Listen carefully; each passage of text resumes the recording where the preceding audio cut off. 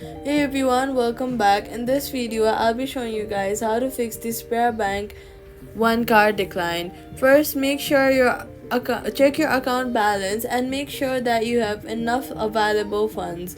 Then, confirm that your card is active and not expired. An expired or blocked card will not work for payments. Next, swipe up from the bottom of your screen, look for the app, swipe it away, closing it completely, wait for a few while and reopen it.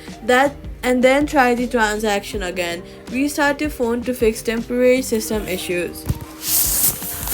Next, make sure the app is updated. Head over to your App Store or your Play Store. Search for the SpareBank 1 app and then make sure that it is updated to the latest version.